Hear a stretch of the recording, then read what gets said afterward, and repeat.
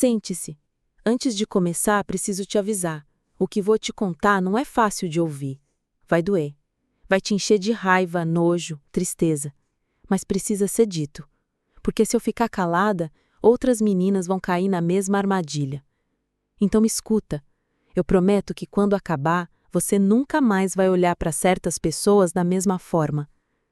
Sempre achei que minha vida fosse apenas mais uma história esquecida entre as vielas de uma cidade pequena do interior. Sabe aquele tipo de lugar onde todo mundo se conhece? Onde as pessoas se cumprimentam na rua, trocam receitas, fofocam sobre os vizinhos, mas nunca, jamais falam sobre o que realmente importa? Pois é, foi lá que tudo começou. Naquele tempo eu me chamava Dalva. Ou melhor, me fizeram me chamar assim. Um nome novo para uma vida nova, diziam. Para mim, era só um disfarce para enterrar quem eu tinha sido. Hoje eu já não escondo mais nada. Meu nome verdadeiro é Lucimara Nascimento dos Santos. E se hoje eu falo, é porque cansei de ter medo. Eu tinha 19 anos quando tudo aconteceu. Trabalhava numa lojinha no shopping, nada glamouroso. Vendia roupas que eu mesma jamais poderia comprar. O salário mal pagava o aluguel de um quarto apertado nos fundos da casa de uma senhora viúva. Mas eu sonhava. Sonhava alto. Queria sair dali, ver o mundo, respirar outro ar. E foi assim que me pegaram. Na época, eu achei que fosse sorte. Um tio da família, tio Hélio, me ofereceu um emprego em Portugal, um restaurante chique em Lisboa. Passagem paga, hospedagem incluída. Você vai ganhar em euro, Lucimara, e em um ano volta rica, ele dizia, sorrindo. Naquele sorriso, havia algo que eu não soube identificar na hora. Hoje sei. Era a satisfação do caçador que já laçou a presa. Eu acreditei. Claro que acreditei. Era tudo que eu queria ouvir. Não precisei nem me preocupar com os documentos. Ele ia cuidar de tudo. E eu, besta, orgulhosa, comecei a me despedir dos amigos como se fosse a grande aventureira da família. Fui para a Europa. Mas não para servir mesas num restaurante de luxo. Não. Eu fui para um bordel. Em Nápoles, Itália. 3 anos. 3 longos anos. Sem documentos, sem saída. Apanhando se recusasse. Estuprada todos os dias por homens que pagavam para me ter como se eu fosse um objeto. Mas isso não é a parte mais difícil de contar. A parte realmente difícil é que durante anos eu guardei esse segredo. Voltei ao Brasil fugida, rasgada por dentro, me escondi em outra cidade, mudei de nome, tentei esquecer, tentei viver, mas sempre acordava gritando, sempre com medo. Não contei para ninguém, nem para minha família, porque a vergonha era maior que qualquer coisa. A vergonha de ter sido enganada, a vergonha de ter sido usada, a vergonha de ter sobrevivido quando outras não conseguiram. Eu fugi do passado por mais de 20 anos, até que aconteceu algo que me obrigou a olhar para ele de novo.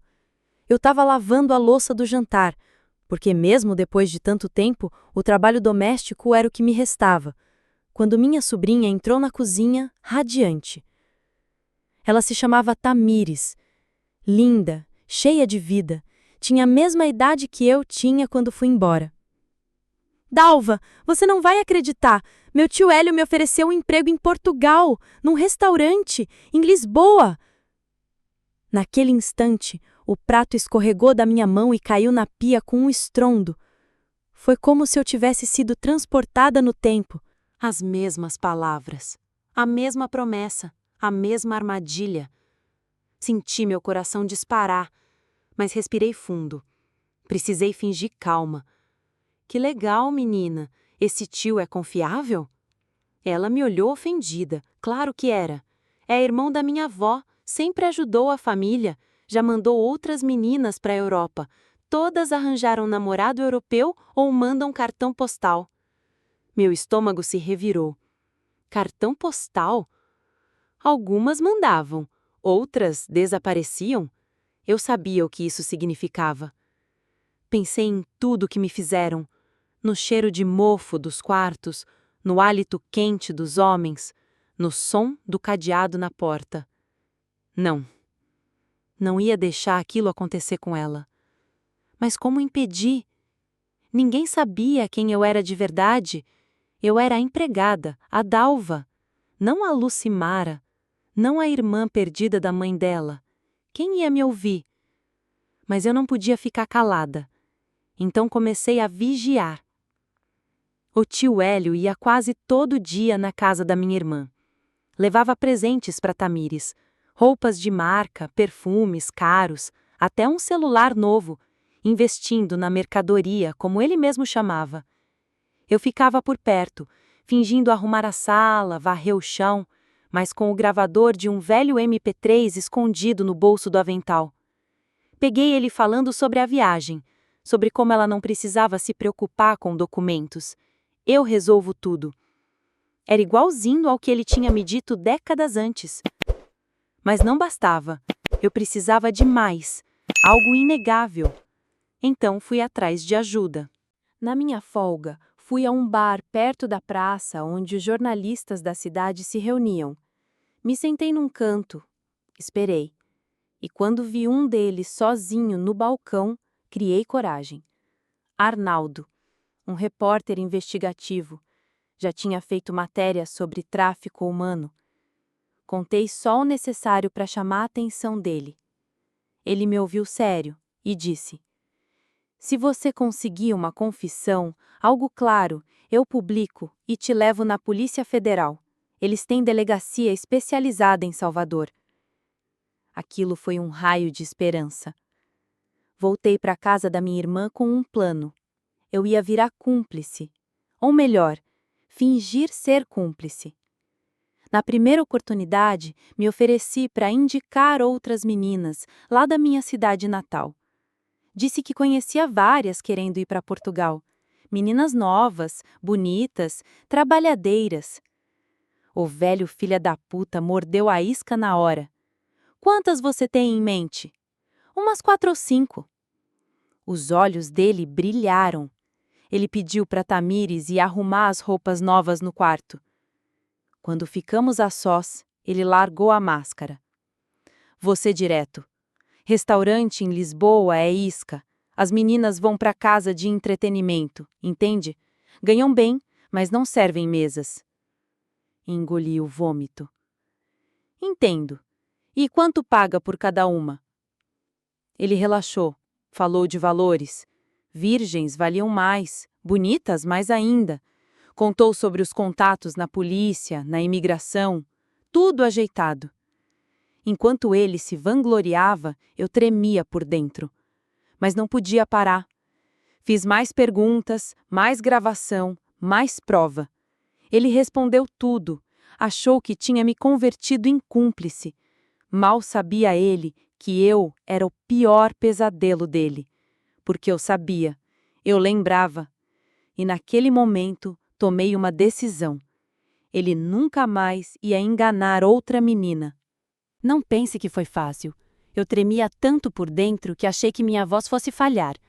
Mas se tinha algo que eu aprendera naquela vida inteira, era que não existe salvação sem coragem.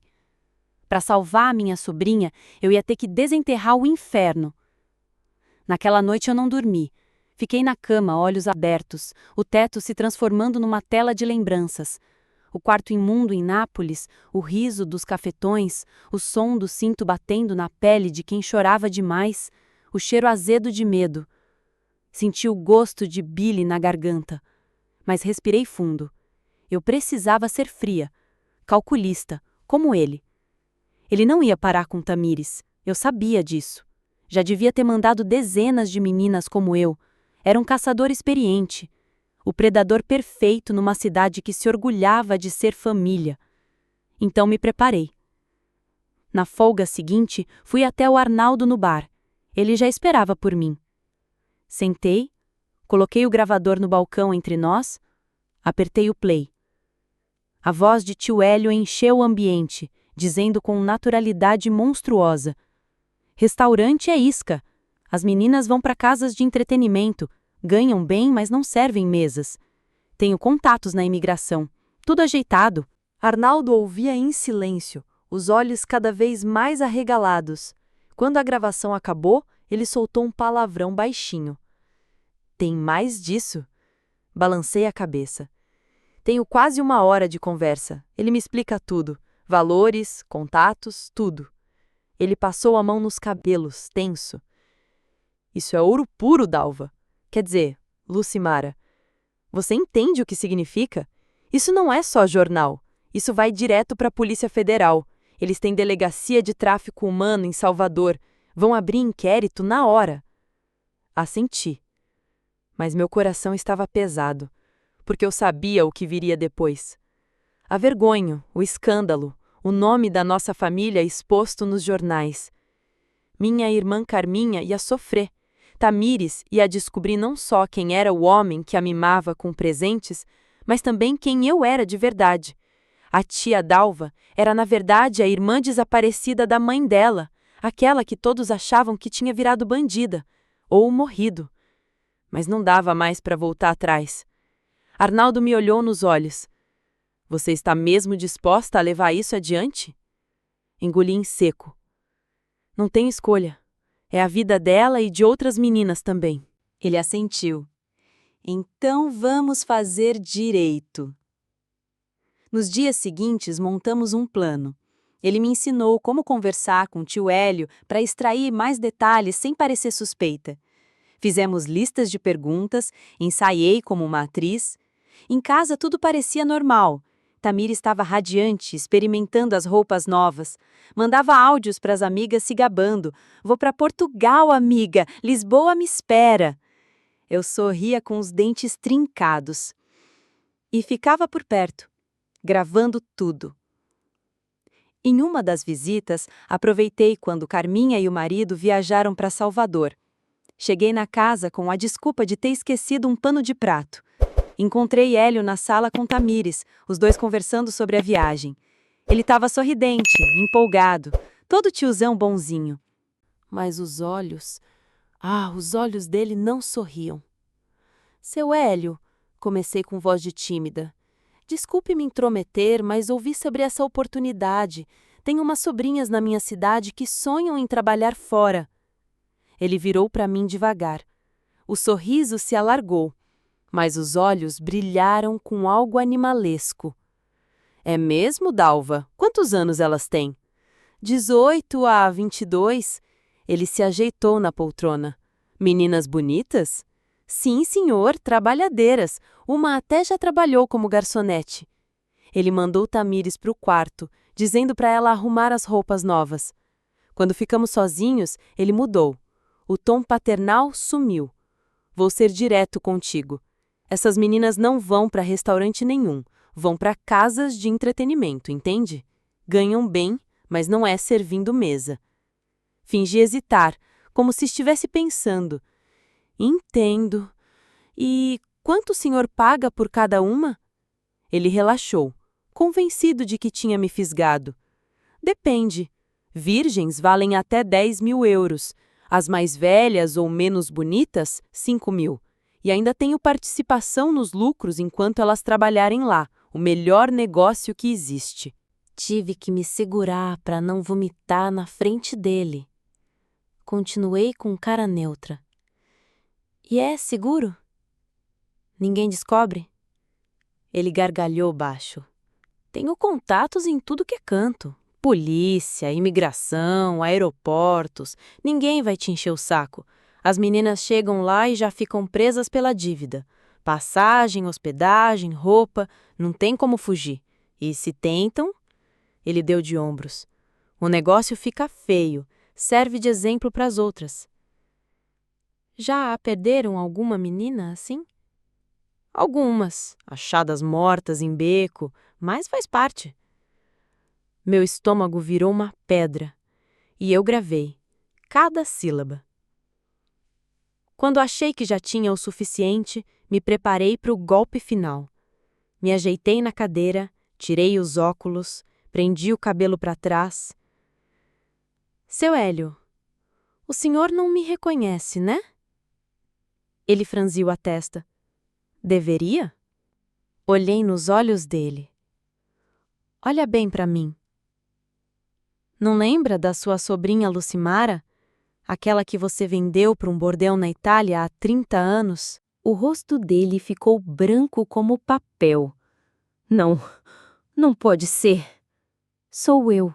Sobrevivi, voltei e acabei de gravar você confessando tudo. Ele tentou se levantar. As pernas falharam. Caiu sentado de novo. Você não pode provar nada. Foi há muito tempo. Tirei o gravador do bolso. Apertei o play.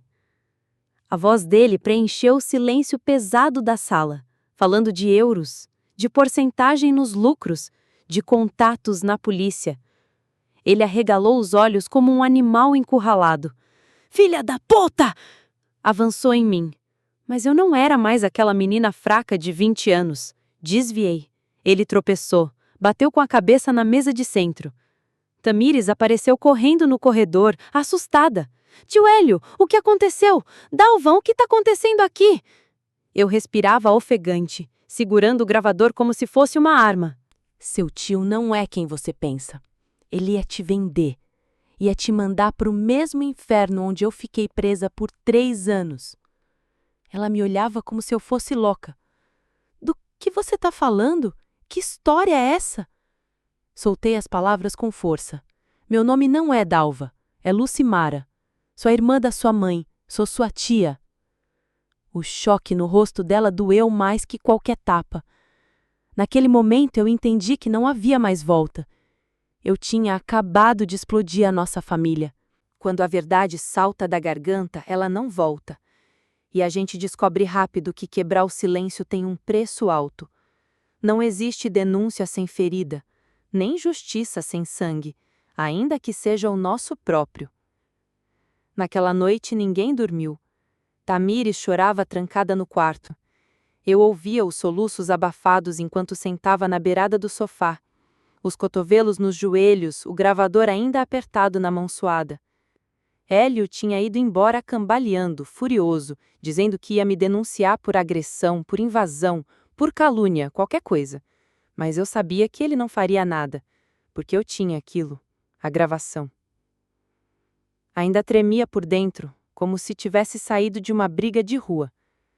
Mas a maior luta ainda ia começar, porque não era só com ele, era com todos. Na manhã seguinte, Carminha voltou da viagem. Eu estava na cozinha, revirando uma xícara vazia com os dedos, quando ela entrou rindo, trazendo sacolas. Dalva, cheguei! Você não sabe o trânsito? Ela parou ao ver meu rosto. Que foi? Cadê Tamires? Que cara é essa? Respirei fundo. Carminha, a gente precisa conversar. E então eu contei. Tudo. Dei a ela cada detalhe. As viagens, os presentes, o emprego que não era emprego, o bordel, a dívida impagável, a chantagem, o medo. E contei minha parte também. Quem eu era, quem eu tinha sido, quem ele me transformou. Vi o sorriso dela murchar. Primeiro ela ficou branca, depois vermelha, depois começou a chorar. Você tá mentindo, ela dizia entre soluços. Você enlouqueceu. O Hélio sempre ajudou todo mundo. Ele cuidou de mim quando a mamãe morreu. Ele pagou médico pro papai e ele não faria isso. Eu não respondi. Só apertei play no gravador. A sala foi invadida pela voz dele, fria, meticulosa, falando de preços, virgindade, porcentagem, contatos na polícia. Carminha tapou os ouvidos. Para com isso! Mas já era tarde. A verdade não se desfala. Tamires saiu do quarto com os olhos inchados. Me olhou como se eu fosse um fantasma. É verdade? Você é a irmã da minha mãe. Você sumiu e deixou todo mundo sem notícia. A dor me queimou. Eu não tinha como voltar. Ele tomou tudo de mim. Minha liberdade, meu passaporte, meu corpo, minha vontade de viver. Eu passei 3 anos num inferno antes de conseguir fugir, e quando voltei, eu estava destruída. Me escondi porque não tinha coragem de encarar vocês. Mas agora eu não posso ficar calada. Ele ia te mandar para o mesmo lugar, Tamires. Ela balançou a cabeça, lágrimas grossas escorrendo. Eu não sei no que acreditar. Me doeu mais que qualquer coisa ver nos olhos dela aquele medo, aquele nojo, não de Hélio, mas de mim. Carminha chorou até não ter mais força. Quando parou, parecia 10 anos mais velha. Você não pode denunciar ele, Lucimara. Por favor, ele é o único irmão que eu tenho. Todo mundo aqui respeita ele. Vai ser um escândalo. Vão arruinar a gente. Você vai se expor. Vão saber o que te fizeram. Todo mundo vai comentar. Você quer mesmo isso? Você quer mesmo que nossa família vire motivo de vergonha? Eu abaixei os olhos. E se eu não fizer nada? Quantas outras Tamires ele vai mandar? Quantas outras Lucimaras ele vai criar? Eu não posso, Carminha. Eu não vou. Ela caiu em prantos de novo.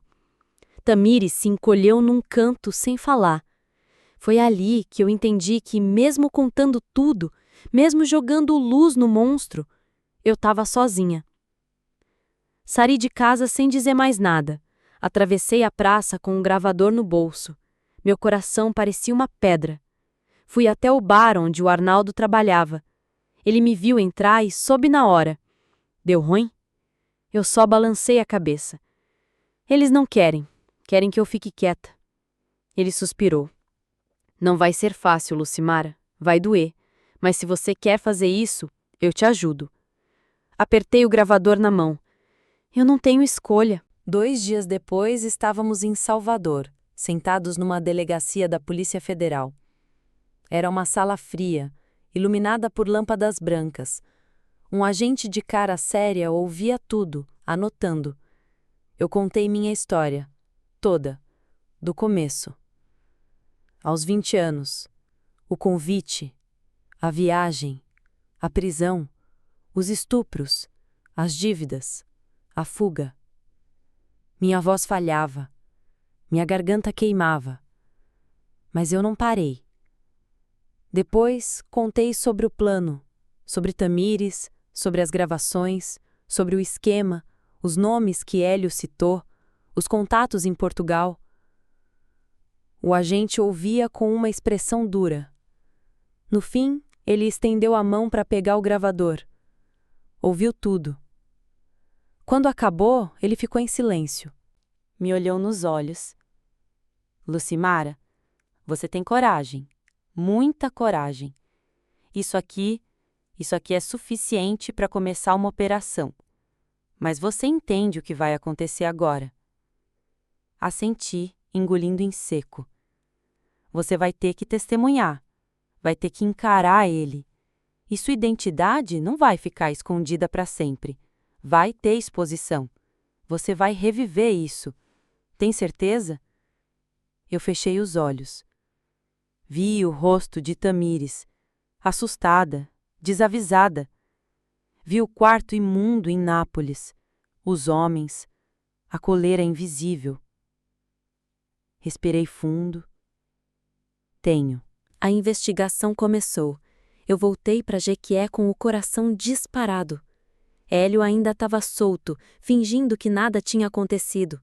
Mas eu sabia. A contagem tinha começado. Passei noites trancada em casa, ouvindo barulhos na rua, pensando que ele viria me matar. Tamires não me falava mais, Carminha também não. As pessoas cochichavam quando eu passava. Eu via os olhares, os boatos. Dalva surtou, tá dizendo que o Hélio é bandido. Coitada, ficou doida. Eu andava de cabeça baixa, mas eu andava, porque eu sabia que ele tinha medo agora. Medo de mim. Uma semana depois, aconteceu. 4 viaturas da Polícia Federal pararam na frente da casa dele. Eu estava na praça. Vi tudo. Vi ele sendo levado algemado. Vi a expressão dele. Ódio puro. A cidade inteira viu. Os vizinhos saíram na porta, as crianças pararam de brincar. As velhas rezavam em voz baixa. O homem respeitado, o empresário generoso, sendo empurrado para o banco traseiro de uma viatura. Eu tremia tanto que tive que segurar no tronco de uma árvore para não cair. Mas não era medo, era alívio. E não foi só ele. A operação foi batizada de Gaiola Dourada. Prenderam 12 pessoas, em Jequié, Salvador, Recife, São Paulo. Gente que eu nunca tinha visto, gente que eu conhecia de vista. Transportadores, falsificadores de documento, cafetões, um policial que carimbava passaporte. A imprensa caiu em cima. A cidade virou um pandemônio. Repórteres de todo o Brasil, microfones na minha cara. Mas eu não falei. Só entreguei o gravador. Entreguei minha história. E voltei para casa. Fechei as portas. Esperei o furacão passar. Depois da tempestade, o silêncio grita mais alto. O vazio que sobra não é vazio. É um convite para reconstruir, para transformar o que foi dor em força. Mas para isso, a alma precisa estar disposta a se despedaçar antes de se refazer. Os dias após a operação foram um pesadelo acordado. A cidade parecia uma bomba prestes a explodir, mas ninguém sabia exatamente quando ou onde. As ruas mudaram de rosto, as pessoas que sorriam para mim viraram os olhos, cochichando no meu caminho. Era como se eu tivesse saído do escuro para um palco iluminado por holofotes que queimavam minha pele, expondo cada ferida aberta. Meu nome estava em toda parte, no rádio, na televisão, nos jornais. Ex-refém denuncia poderoso empresário local, manchetes gritavam. Família desfazida por escândalo envolvendo tráfico e abuso, li uma, e senti o estômago revirar. Não era só a imprensa, era minha própria casa que estava desmoronando. Carminha desapareceu por semanas, não atendia telefone, não respondia mensagens. Quando finalmente apareceu, parecia outra pessoa. Lucimar, eu não posso te apoiar nisso, não assim. Você destruiu tudo. Eu a olhei, surpresa e ferida. Eu não destruí nada, Carminha. Eu só mostrei a verdade. Ela riu. Um riso amargo, sem humor. A verdade aqui é que você quebrou a família. Quebrou a paz, quebrou a vida do meu irmão. Meu peito doeu tanto que pensei que ia desmaiar. Você não quer ver que ele destruiu a gente? Que ele destruiu a mim? Que ele destruiu a Tamires? Mas ela não quis ouvir. Tamires sumiu de vez. Não atendia o telefone, não respondia às mensagens, não estava na escola. Meus olhos ardiam de tanto chorar. Como pude ser a culpada?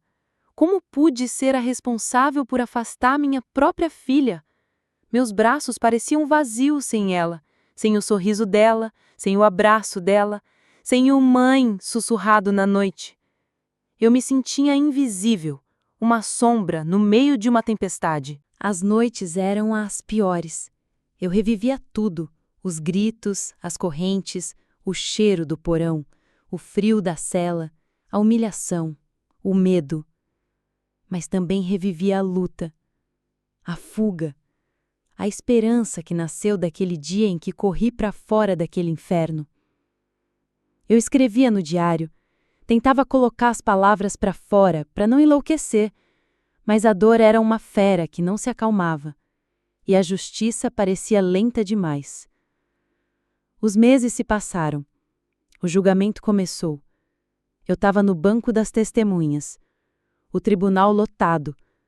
Pessoas olhando para mim, algumas com raiva, outras com pena. Hélio estava lá, sentado no banco dos réus. Olhou para mim com um olhar que congelou minha alma. Eu respirei fundo. Cada palavra era um golpe, cada pergunta uma faca. Mas eu contei tudo, sem medo, sem mentira.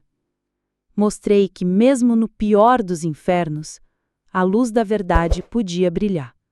No final, a sentença caiu como uma bomba.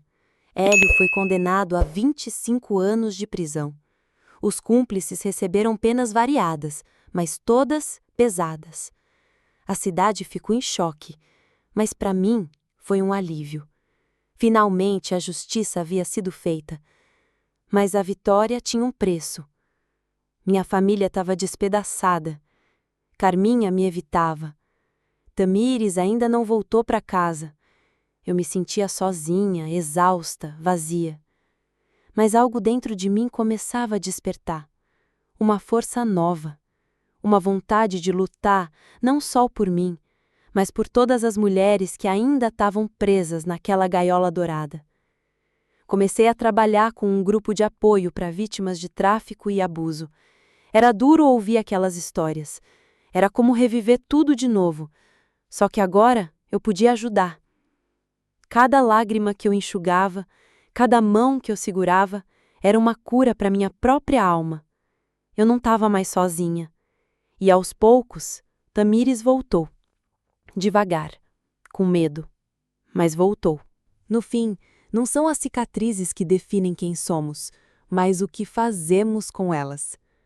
Eu poderia ter ficado no silêncio, na dor, no medo, mas escolhi falar, escolhi lutar, escolhi ser a voz de quem não pode gritar. Os anos passaram e com eles veio a calma, mas não a paz completa. Aquela sombra nunca desapareceu por inteiro, mas aprendi a caminhar com ela. Cada cicatriz em meu corpo e em minha alma era um lembrete da minha força e do meu dever. Minha voz tornou-se a ponte entre o silêncio das vítimas e o mundo lá fora. Fui convidada para palestras, seminários e programas de rádio e TV. Falei com centenas de jovens, com mães desesperadas, com policiais, professores e agentes sociais. Sempre a mesma mensagem. Desconfie do fácil, do rápido, do que parece perfeito demais. Em uma dessas palestras, vi o brilho de esperança nos olhos de uma menina de 15 anos.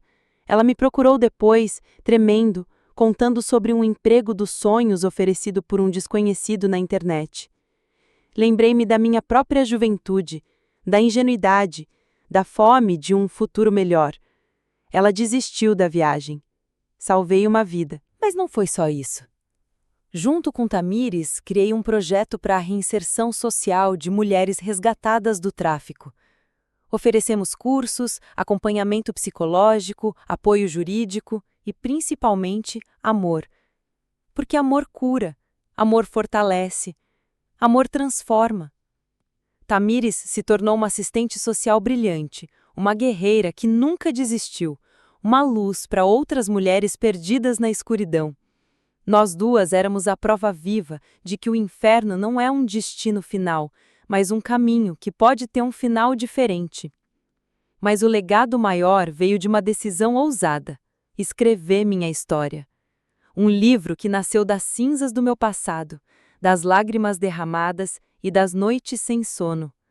As Correntes Invisíveis virou best-seller, não por fama ou dinheiro, mas porque tocou milhares de corações.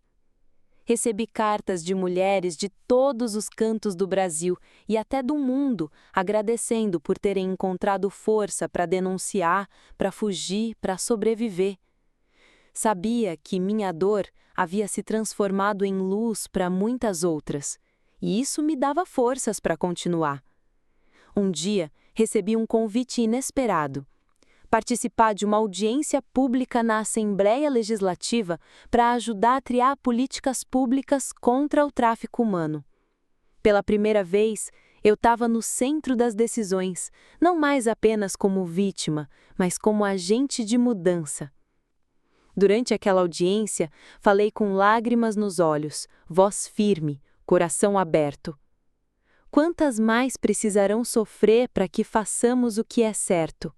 Quantas vidas serão destruídas enquanto fechamos os olhos para a verdade? Não podemos mais permitir que o silêncio seja cúmplice. Minha fala foi retransmitida ao vivo. No dia seguinte, uma nova lei mais severa contra o tráfico foi aprovada. Era uma vitória para todos, para as vítimas, para as famílias, para a sociedade, mas acima de tudo, Era a minha vitória.